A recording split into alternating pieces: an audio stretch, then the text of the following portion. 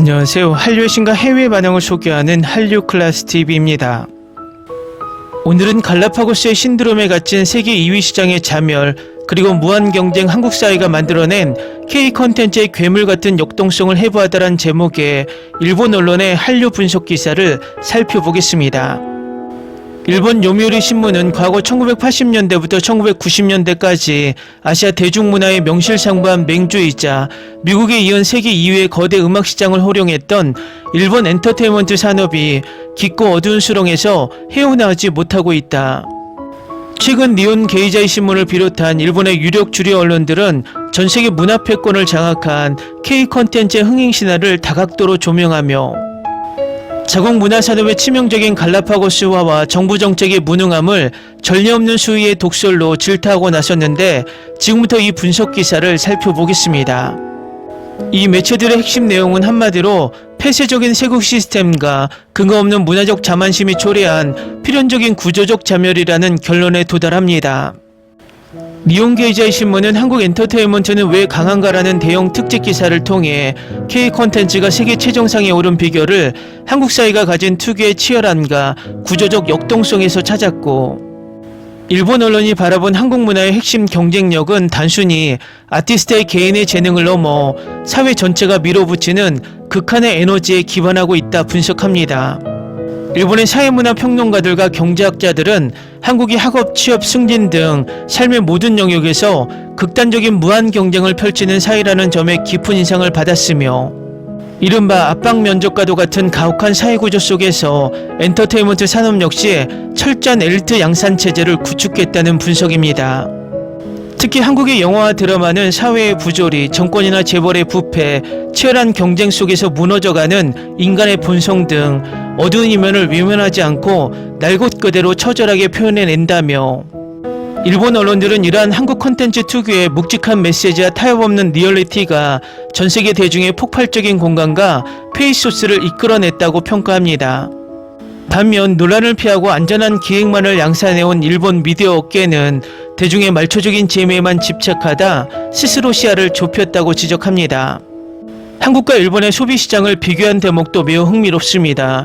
일본의 대중문화 소비자들은 아티스트가 다소 실수를 하거나 실력이 미흡하더라도 가치 중립적으로 포용하고, 긍정적으로 수용하려는 이른바 오타쿠적 양육 성향이 강하고, 아티스트의 부족함마저 팬심으로 감싸 안는 구조지만, 한국인 특유의 빨리빨리 정신은 글로벌 디지털 음원 플랫폼 및 SNS 스트리밍 시대와 만나 폭발적인 시너지를 냈다며, 전 세계적인 트렌드가 바뀌면 한국의 기획사들은 즉각 음악의 스타일, 컨셉트, 마케팅 전술을 180도 전환하는 놀라운 민첩함을 보여주며, 의사결정이 느리고 전례를 중시하는 일본의 기업 문화와 대조되는 이 과감한 속도전이 글로벌 MZ세대의 이목을 단숨에 사로잡는 원동력이 되었다라고 분석합니다. 과거 한국의 연예기획사들이 일본의 자니스 사무소나 에이벡스의 시스템을 견학하며 성장의 발판을 마련했던 시절이 있었다. 그러나 이제 상황은 완전히 역전되어 일본의 대형 연예기획사들이 한국의 프로듀싱 시스템과 컨셉트를 필사적으로 모방하는 처지로 전락했다며, 일본 평론가들이 피를 토하는 심정으로 짚어낸 J-팝의 구체적인 패착은 크게 세 가지로 요약됩니다. 첫 번째, 세계 2위 내수시장이라는 달콤한 독약. 일본은 인구구조와 높은 경제력을 바탕으로 오랜 기간 미국에 이어 세계 2위의 실물 음반 시장을 유지해왔다. 이는 일본 기획사들에게 축복이자 저주였다. 굳이 언어의 장벽을 넘고 골치 아픈 해외 시장을 개척하지 않아도 일본 국내에서 실물 CD를 발매하고 팬들을 상대로 전국 돔투어 콘서트만 돌면 매년 수백억 엔에서 수천억 엔의 매출이 안정적으로 보장되었기 때문이다. 이 거대한 내수시장 안에서의 풍요로움은 결국 독약이 되었다. 두 번째, 시대착오적인 IP 세국 정책과 아날로그 집착. 2000년대 이후 전세계 음악시장이 디지털 음악과 초고속 스트리밍 체제로 급격히 재편할 때도 일본은 실물 CD 판매와 복제 방지 시스템에만 전념했다. 특히 저작권을 보호한다는 명목으로 소속 아티스트들의 미디어 노출을 극단적으로 통제했다. 세 번째, 아티스트의 실력자와 가창력 무대의 하향 평준화.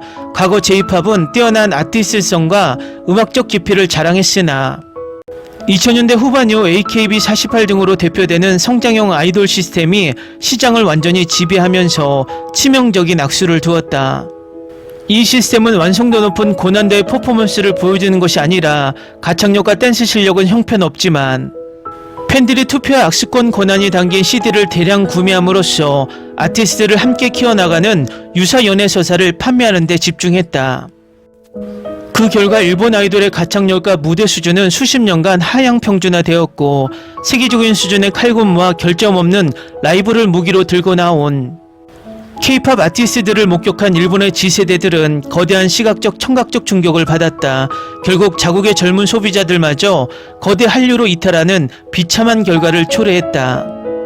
J-팝의 침체와 한국 문화의 영토 확장을 지켜보던 일본 정부 역시 위기감을 느끼고 가만히 있지만은 않았습니다. 2012년 제2차 아베 신조 정권은 한국의 문화 육성 전략을 벤치마킹하여 일본의 애니메이션, 게임, 전통 음식, 패션 등을 전 세계에 수출하겠다는 메가 프로젝트 쿨재팬을 대대적으로 출범시켰습니다. 정부 주도의 관민 합작 펀드인 해외 수요 개척 지원 지구를 설립하고 천문학적인 세금을 쏟아부었습니다. 그러나 니혼게이자이 신문이 폭로한 쿨재팬의 성적표는 그야말로 처참한 대참사였습니다.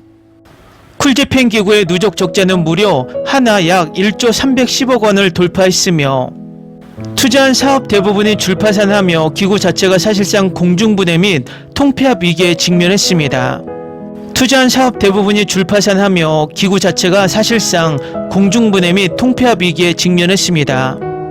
쿨재팬 기구는 일본의 고품격 라이프 스타일과 문화를 동남아에 전파하겠다는 명목으로 약 9억 7천만 원의 정부 자금을 출자해 말레이시아 쿠알라룸푸르 중심가에 이세탄 더 재팬 스토어를 전면 개장했습니다.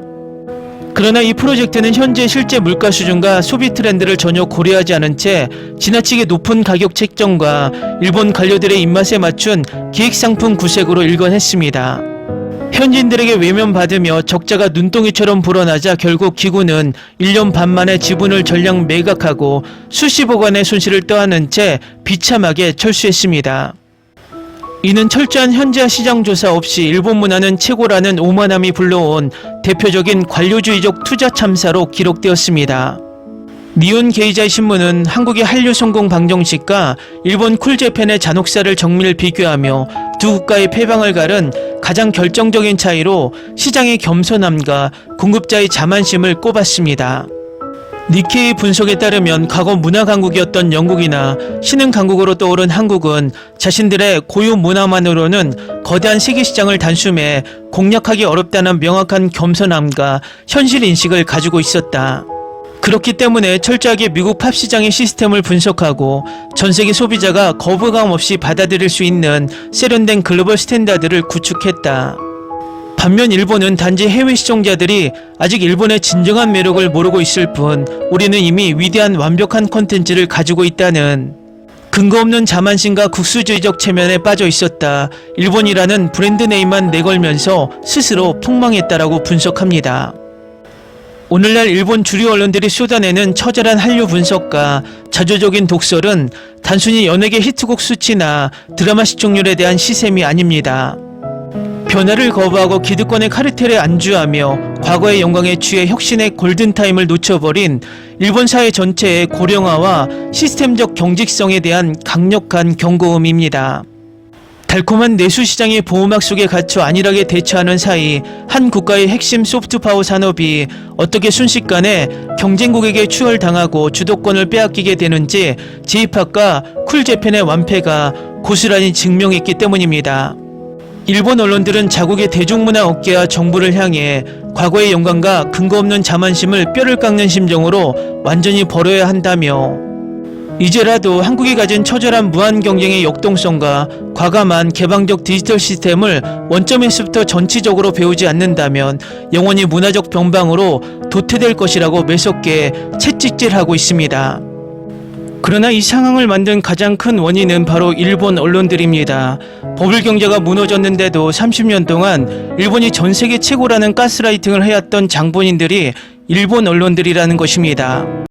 결국 자신들이 일본 사회 전반을 자만심과 일본이 전 세계 최고라고 세뇌시켜놓고 뒤늦게 깨어나라고 외쳐봤자 일본 내두익들의 수많은 댓글은 여전히 한류를 폄하하고 일본이 최고라고 정신승리를 하는 댓글뿐입니다. 재밌게 잘 보셨나요? 여러분의 구독, 좋아요, 댓글, 알림 설정은 영상 제작에 큰 힘이 됩니다. 이 영상을 보신 모든 분들 항상 대박 나시고 행복하시길 바랍니다.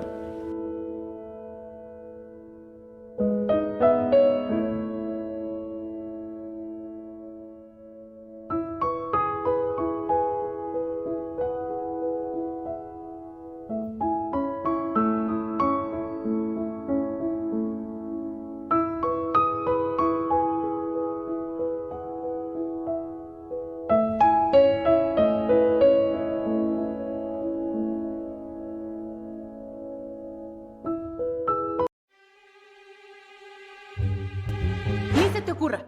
Olvida el ganso y los tomates. No hables de las ballenas. No es un acuario. No actúes como tonta. Que eras una genio. ¿Sí? No vayas a presumir, a la gente no le gusta eso. Y no digas cosas sin sentido. Y bueno, ¿terminamos? Hasta pronto. Abogada, tengo mucha curiosidad por conocerla.